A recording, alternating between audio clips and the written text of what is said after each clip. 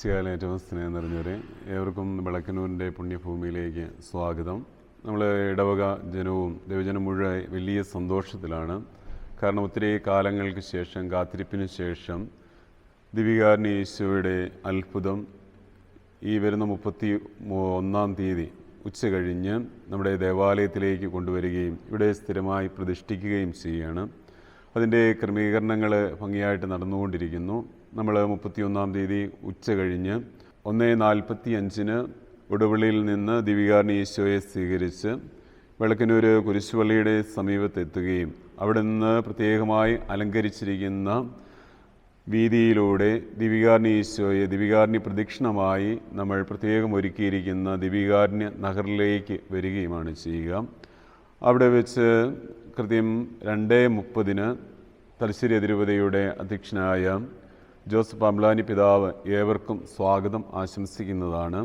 ദിവികാരുണ്യ ഈശോയുടെ പ്രതിഷ്ഠയ്ക്കായി പ്രത്യേകം നിയുക്തനായി ഇവിടെ എത്തിച്ചേരുന്ന ഇന്ത്യയുടെ വത്തിക്കാൻ സ്ഥാനപതി ജെറേൽ പിതാവിന് അഭിനന്ദ പിതാവ് സ്വാഗതം പറയുകയും തുടർന്ന് പിതാവ് ഇതിൻ്റെ ഔദ്യോഗിക പ്രഖ്യാപനത്തിൻ്റെ ഡിക്രി വായിച്ച് ദിവികാരുണ്യ ഈശോയെ പ്രത്യേകം തയ്യാറാക്കിയ പീഠത്തിൽ പ്രതിഷ്ഠിക്കുകയും ചെയ്യുന്നതാണ്. തുടർന്ന് അദ്ദേഹത്തിൻ്റെ സന്ദേശവും ആശീർവാദവും ഉണ്ടായിരിക്കുന്നതാണ്. തുടർന്നാണ് നമ്മൾ സമൂഹ ബലിയിലേക്ക് പ്രവേശിക്കുക. സമൂഹ ബലിക്ക് മുമ്പ് അരമണിക്കൂർ നേരം ദിവികാരുണ്യ സന്നിധിയിൽ ഏവർക്കും തമ്പുരാന് നന്ദി പറഞ്ഞുകൊണ്ട് ആരാധനയ്ക്കായിട്ടുള്ള അവസരമുണ്ട്. കൃത്യം 3:30 നമ്മൾ സമൂഹ ബലി ആരംഭിക്കുന്നു. മുഖ്യ കാർമ്മികത്വം വഹിക്കുക നമ്മുടെ പ്രിയപ്പെട്ട പാമ്പ്ലാനി പിതാവാണ്. കുർബാനയ്ക്ക് ശേഷം വരുന്ന എല്ലാ ദൈവജനത്തിനും ദിവികാരുണ്യ ഈശോയുടെ തിരുമുഖം കാണുവാനും ആരാധിക്കുവാനുമുള്ള അവസരം ഉണ്ടായിരിക്കുന്നതാണ്. അതിനുശേഷം നിങ്ങൾക്ക് എല്ലാവർക്കും പ്രത്യേകമായിട്ട് ഈ ഒരു വലിയൊരു സന്തോഷത്തിൻ്റെ ഭാഗമായി വെഞ്ചരിച്ച നേർച്ച ഭക്ഷണം നൽകുന്നതാണ്. ഈ ഒരു ക്രമീകരണമാണ് പ്രത്യേകമായിട്ട് ഇതിനോടനുബന്ധിച്ച് ചെയ്തിട്ടുള്ളത്. തുടർന്ന് നമുക്ക് നമ്മുടെ ദേവാലയത്തിലേക്ക് പ്രതിഷ്ഠിക്കുന്ന ദിവികാരുണ്യ ഈശോയോടുകൂടെ രാത്രി മുഴുവനും ആരാധനയ്ക്കായിട്ട് അവസരമുണ്ടായിരിക്കും. 7:30 മുതൽ പുലർച്ചെ 5 മണി വരെ നമുക്ക് ദേവാലയത്തിൽ വെച്ച് ജാഗരണ പ്രാർത്ഥന ഉണ്ടായിരിക്കുന്നതാണ്. പിറ്റേ ദിവസം ഞായറാഴ്ച ജൂൺ 1-ാം തീയതി രാവിലെ 5 മണിക്കും 7 മണിക്കും 9 മണിക്കും തുടർന്ന് 11-നും 1 മണിക്കും 3 മണിക്കും 5 മണിക്കും 7 മണിക്കും 9 മണിക്കും വിശുദ്ധ കുർബാനയും ദിവികാരുണ്യ ആരാധനയും ദിവികാരുണ്യ ഈശോയോട് ചേർന്നുള്ള വചന സന്ദേശവും ഉണ്ടായിരിക്കുന്നതാണ്. അനുഗ്രഹമായ ഈ പുണ്യപ്പെട്ട നിമിഷങ്ങളിലേക്ക് നിങ്ങളെല്ലാവരെയും സ്നേഹപൂർവ്വം ഒരിക്കൽ കൂടി സ്വാഗതം ചെയ്യുന്നു. നമുക്ക് പ്രാർത്ഥിച്ചുരുങ്ങാം, ഇത് വലിയൊരു കൃപയുടെ അനുഗ്രഹത്തിൻ്റെ ദിനങ്ങളായി മണിക്കൂറുകളായി തീരുവാനായിട്ട്. 2013 നവംബർ 15-ാം തീയതിയാണല്ലോ പ്രിയ ബഹുമാനപ്പെട്ട പതിക്കൽ തോമസ് അച്ഛന് വിശുദ്ധ ബലി അർപ്പണമധ്യേ ദിവികാരുണ്യ ഈശോയുടെ തിരുമുഖം തിരുവോസ്തിയിൽ തെളിയുന്നത്. അതിനുശേഷം കുറച്ച് ദിവസങ്ങൾ ഇവിടെ ആരാധനയ്ക്കായിട്ട് ഈ ദിവികാരുണ്യ ഈശോ ഉണ്ടായിരുന്നു. തുടർന്ന് സഭാപരമായിട്ടുള്ള കാര്യങ്ങളൊക്കെയായി ബന്ധപ്പെട്ട് ഈ ദിവികാരുണ്യ ഈശോയെ തലശ്ശേരിയിലേക്ക് വിവിധങ്ങളായ പഠനങ്ങൾക്കും പരീക്ഷണങ്ങൾക്കൊക്കെയായിട്ട് കൊണ്ടുപോവുകയുണ്ടായി. തുടർന്ന് 2018 തിരികെ ദേവാലയത്തിൽ പ്രതിഷ്ഠിച്ചിരുന്നു. വീണ്ടും അതിൻ്റെ തുടർ പഠനങ്ങൾക്കായി റോമിലേക്കും തുടർന്ന് ബാംഗ്ലൂരിലേക്കുമൊക്കെ കൊണ്ടുപോവുകയുണ്ടായി. ഇനി മുതൽ ഇത് ഔദ്യോഗികമായിട്ട് പ്രഖ്യാപിക്കുന്ന 31-ാം തീയതി മുതൽ ഈ ദേവാലയത്തിൽ പ്രത്യേകമായിട്ട് ഒരുക്കിയിരിക്കുന്ന പീഠത്തിൽ ഈ ദിവികാരുണ്യ ഈശോയുടെ അത്ഭുതം, ഈ ദിവികാരുണ്യ ഈശോയെ പ്രതിഷ്ഠിക്കുന്നതും അത് ഇവിടെ തുടർന്നുള്ള ദിനങ്ങളിലെല്ലാം ഉണ്ടായിരിക്കുന്നതുമാണ്. ദൈവജനത്തിന് പ്രത്യേകമായിട്ട് ആരാധിക്കുവാനും വരുവാനും ദിവികാരുണ്യ ഈശോയുടെ സന്നിധിയിലായിരിക്കുവാനുള്ള വലിയ അവസരങ്ങളും സാഹചര്യങ്ങളും ഒക്കെ ഇടവക തലത്തിൽ ഒരുക്കിക്കൊണ്ടിരിക്കുന്നു. സഭ ഇങ്ങനെയുള്ള കാര്യങ്ങളിൽ പലതരത്തിലുള്ള പഠനങ്ങൾക്ക് ശേഷം മാത്രമാണല്ലോ ഔദ്യോഗികമായിട്ടത് പ്രഖ്യാപിക്കുക. ഏകദേശം 12 വർഷങ്ങളെടുത്തു ഇപ്പോഴിത് പ്രഖ്യാപിക്കുവാനായിട്ട്. സഭയുടെ ചരിത്രം നോക്കിക്കഴിഞ്ഞാൽ ഒരുപക്ഷെ ഏറ്റവും പെട്ടെന്ന് അത്ഭുതമായിട്ട് പ്രഖ്യാപിച്ച ഒരു ദിവികാരുണ്യ അത്ഭുതമാണ് ഈ വിളക്കന്നൂരിൽ നടന്നത്. ഇതിൻ്റെ പലതരത്തിലുള്ള പ്രൊസീജിയറുകളുണ്ട്. അതിൻ്റേതായ വിവിധ തലത്തിലുള്ള പഠനങ്ങളും പരീക്ഷണങ്ങളും ഒക്കെയുണ്ട്.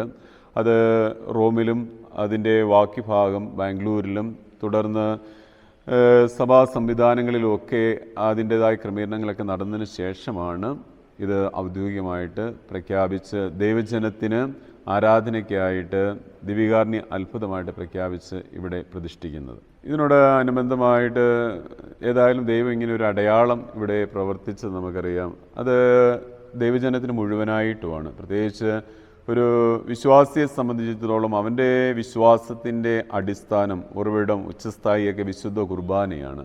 നാം എല്ലാവരും വിശുദ്ധ കുർബാനയിലുള്ള ഈശോയുടെ യഥാർത്ഥമായ സാന്നിധ്യത്തിൽ അടിയുറച്ച് വിശ്വസിക്കുന്നവരുമാണ്.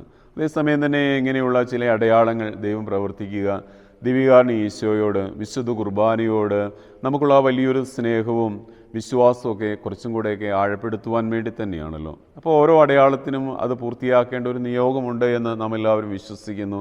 ആ ഒരു നിയോഗം പൂർത്തിയാക്കുവാനായിട്ട് ദൈവത്തിൻ്റെ വലിയ കരുണയാലും കൃപയാലും തിരഞ്ഞെടുത്തത് ഈ കുഞ്ഞൊരു ദേവാലയമാണ്, വിളക്കിനൂർ ദേവാലയം. അപ്പോൾ അതിനെ ഏൽപ്പിച്ച ആ വലിയൊരു ഉത്തരവാദിത്തം അത് അതിൻ്റെ പൂർണ്ണതയിൽ നിർവഹിക്കണമെന്ന് തന്നെയാണ് ആഗ്രഹിക്കുക. ഇനി തുടർന്നുള്ള എല്ലാ ദിവസങ്ങളിലും രാവിലെയും വൈകുന്നേരവും മുടക്കമില്ലാതെ വിശുദ്ധ കുർബാന ഉണ്ടാവും. തുടർന്ന് ആരാധനയും അതിനുള്ള ക്രമീകരണങ്ങളും മറ്റ് തലങ്ങളൊക്കെ വിവിധങ്ങളായിട്ടുള്ള വേദികളിൽ ചർച്ച ചെയ്ത് അതിൻ്റെ ഒരു ക്രമീകരണം വരുത്താമെന്നാണ് കരുതുക. വെള്ളിയാഴ്ചകളിലായിരിക്കും ഇനി ഇവിടുത്തെ ഇതിനോടനുബന്ധമായിട്ടുള്ള തിരുക്കർമ്മങ്ങളൊക്കെ പ്രത്യേകമായിട്ട് ഉണ്ടാവുക. ഇതൊരു ദിവികാരുണ്യ സെൻ്ററായിട്ട് ഇതിനെ ഉയർത്തിക്കൊണ്ടുവരണമെന്നാണ് ആഗ്രഹിക്കുന്നത്. എൻ്റെ അറിവിൽ ഇത് മൂന്നാമത്തതാണ് വിശുദ്ധ കുർബാനയിലെ ഈശോയുടെ തിരുമുഖം ഇങ്ങനെ തെളിയപ്പെട്ടത്. ഭാരതത്തിൽ ഇങ്ങനെ ഔദ്യോഗികമായിട്ട് അംഗീകരിച്ച ആദ്യത്തെ ദിവികാരുണ്യ അത്ഭുതമാണ്, ആദ്യത്തെ തിരുമുഖം തെളിഞ്ഞ അത്ഭുതമാണ് വിളക്കിനൂരിലെ ക്രിസ്തുരാജ് ദേവാലയത്തിൽ 2013 സംഭവിച്ചത്. ദൈവത്തിൻ്റെ വലിയൊരു കരുണ മാത്രമായിട്ടാണ് ഞാൻ ഇതിനെ കരുതുന്നത്. ദിവികാരുണ്യ ഈശോയോട് ഒരു അതിരറ്റ സ്നേഹമുണ്ട്.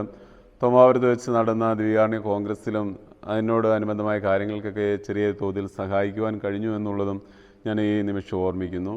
ഇതിനോടനുബന്ധമായിട്ടുള്ള കാര്യങ്ങളിൽ എനിക്ക് പറയാനായിട്ട് വലിയൊരു കാര്യം, എവിടെ ദിവികാരുണ്യ ഈശോയുടെ ആരാധനയും അതിനോടനുബന്ധമായ കാര്യങ്ങളൊക്കെ ഉണ്ടോ അവിടെ ദൈവജനം, വിശ്വാസി സമൂഹം നാം വിളിച്ചാലും വിളിച്ചില്ലെങ്കിലും ഓടിക്കൂടും.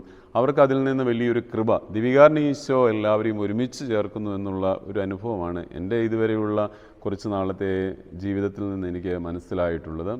തീർച്ചയായിട്ടും എന്നെ സംബന്ധിച്ചിടത്തോളം ഇത് വലിയൊരു ദൈവിക നിയോഗമായിട്ട് കരുതുന്നു. അതിന് ഞാൻ തീർത്തും അശക്തനാണെന്നൊരു ചിന്ത മാത്രമാണ് എൻ്റെ എപ്പോഴും മനസ്സിൽ ഉള്ളത്. പിന്നെ എന്നെ ശക്തിപ്പെടുന്ന എൻ്റെ ഈശോയിലൂടെ എനിക്കെല്ലാം ചെയ്യുവാനായിട്ട് കഴിയുമെന്ന് പറഞ്ഞ വിശുദ്ധ പൗലോസ്ലീഹായോട് ചേർന്ന് നിൽക്കുവാനാണ് ഈ നിമിഷം എനിക്ക് തോന്നുന്നത്. തമ്പുരാൻ നയിക്കട്ടെ, തമ്പുരാൻ ആഗ്രഹിക്കുന്ന വഴികളിലൂടെ എന്നെ കൊണ്ടുപോകണമേ എന്നൊരു കുഞ്ഞു പ്രാർത്ഥന മാത്രമേ എനിക്കുള്ളൂ. തീർച്ചയായിട്ടും വിളക്കിനൂർ ദേവാലയത്തിലെ വിശ്വാസി സമൂഹത്തെ സംബന്ധിച്ചിടത്തോളം ഈ ഒരു അടയാളം സംഭവിച്ചത് അവരുടെ വിശ്വാസ ജീവിതത്തിൽ വലിയ മാറ്റങ്ങൾക്ക് കാരണമായിട്ടുണ്ട്. പ്രഭാത ബലികളിലാണെങ്കിലും ഒരു ഭൂരിഭാഗം ജനങ്ങളും വിശുദ്ധ ബലിക്കായിട്ട് അണയുന്നുണ്ട്. അത് വലിയ വിശ്വാസത്തോടു കൂടെ കൈകൾ കൂപ്പി ഉച്ചസ്വരത്തിൽ പ്രാർത്ഥനകൾ ചൊല്ലി വിശുദ്ധ കുർബാനയോട് ചേർന്ന് വിശുദ്ധ കുർബാനയോട് ചുറ്റപ്പെട്ട ഒരു ആത്മീയ ജീവിതത്തിൻ്റെ തലമാണ് ഇവിടെ കൂടുതൽ കാണുന്നത്. ഞാൻ വന്ന നിമിഷം മുതൽ ഇവരെ തീർച്ചയായിട്ടും ഇടവകജനം ഒരുപാട് ആഗ്രഹിച്ചിരുന്നു. ദിവികാരുണ്യ ഈശോയുടെ ഈ ഒരു അടയാളവും അതിനോടനുബന്ധമായ സഭയുടെ നിലപാടുകളും ഒക്കെ ഈ ഈശോയെ തിരികെ കൊണ്ടുവരുവാനായിട്ട് അവർ അഭിലഷിച്ച് പ്രാർത്ഥിച്ചുകൊണ്ടിരിക്കുകയായിരുന്നു. അതിൻ്റെ വലിയൊരു സ്വപ്ന സാക്ഷാത്കാരമാണല്ലോ ഈ 31-ാം തീയതി സഭ ഔദ്യോഗികമായി അംഗീകരിച്ച് അത് ദിവികാരുണ്യ ഈശോയുടെ തിരുമുഖം ദർശിക്കപ്പെട്ടത് ഭാരതത്തിലെ ആദ്യത്തെ ദിവികാരുണ്യ അത്ഭുതമാണെന്ന് പ്രഖ്യാപിച്ച് ഇവിടെ കൊണ്ടുവരിക. ദൈവജനം അതിൻ്റെ വലിയ ആനന്ദത്തിലാണ്, വലിയ ആത്മീയ സന്തോഷത്തിലാണ്. തിരുമുഖ നൊവേന ഇവിടെ ആരംഭിച്ചതാണ്. ഈ ഈശോയുടെ തിരുവോസ്തിയിലുള്ള തിരുമുഖം പ്രത്യക്ഷപ്പെട്ടതിന് ശേഷം പ്രിയ ബഹുമാനപ്പെട്ട വേങ്ങക്കുന്നേൽ മാത്യുച്ചനാണ് ഈ ഒരു നൊവേന ഇവിടെ ആരംഭിച്ചതെന്ന് ഞാൻ കരുതുന്നു. അപ്പോൾ ഞാൻ വന്നിട്ട് കുറച്ച് നാളുകളേ ആയിട്ടുള്ളൂ. അതിനോടനുബന്ധമായ കാര്യങ്ങളൊക്കെ പഠിച്ചുകൊണ്ടിരിക്കുന്നു.